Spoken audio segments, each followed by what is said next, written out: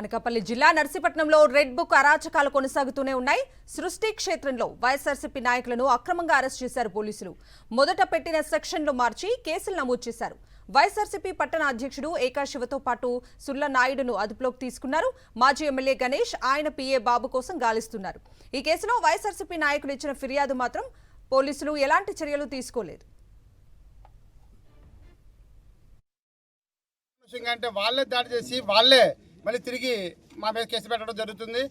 మరీ దారుణంగా రాష్ట్రంలో ఎక్కడా లేని విధంగా నర్సీపట్నంలో స్పీకర్ గారి నియోజకవర్గంలో చాలా అత్యంత క్రూరంగా మా శాసనసభ్యుల మీద కేసులు పెట్టడం, వెనకాల 2 నెలల మీద కేసులు పెట్టడం, ఇంటికి తీసుకెళ్లి అరెస్టులు కూడా చేయడం జరుగుతుంది. ఎప్పుడో జరిగిన గొడవని కూడా చిన్న కేసుని దాన్ని పెద్ద చేసి ఇచ్చేసి దాని మీద ఏమో కేసులు పెట్టడం జరిగింది. ఇలాగే కంటిన్యూ అవుతే ఒకవైపు పడుకోదు, గవర్నమెంట్ కూడా ఒకవైపు ఎప్పుడు కంటిన్యూ ఉండదు, ఎప్పుడు మారుతూ ఉండదు. అటు ఇటుని మారినప్పుడు కూడా ఏదో తీవ్రమైన చర్యలు మీ మీద కూడా ఉంటాయన్న విషయం మీరు మర్చిపోకూడదని చెప్పి తెలియజేస్తాం.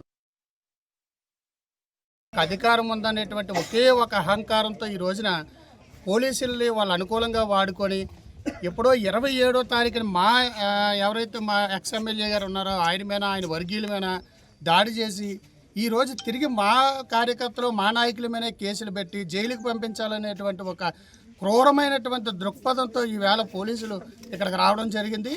పోలీసులు ఇక్కడికి వచ్చి వాళ్ళు అరెస్ట్ చేయాలని చెప్పేసి ఇక్కడ ఉన్నటువంటి ఒక ఆయన ఇక్కడి నుంచే తీసుకుపోవడం, అలాగే ఇంటి దగ్గరికి వెళ్ళి ఆకాశం మా పార్టీ అధ్యక్షుడు ఉంటే ఆయన్నేమో అక్కడి నుంచి తీసుకుపోవడం, ఇది ఎంత దురదృష్టకరమైన విషయం అని అంటే ఈరోజు మన ఆంధ్రప్రదేశ్లో అందులోని నర్సీపట్నంలో మనకి రాజ్యాంగం, అంబేద్కర్ గారి రాజ్యాంగం ఎక్కడ కూడా కొనసాగట్లేదండి. ఇక్కడంతా కూడా రెడ్ బుక్ రాజ్యాంగమే కొనసాగుతుంది. ఈరోజు మీరు మా కార్యకర్తను 2 రోజులు 3 రోజులు జైల్లో పెడితే పెట్టొచ్చు, కానీ భవిష్యత్తు ఎంతకన్నా కూడా రెట్టింపుగా ఉంటుందని చెప్పేసి వైఎస్ఆర్ పార్టీ నర్సీపట్నం నుంచి చెప్పడం జరుగుతుంది.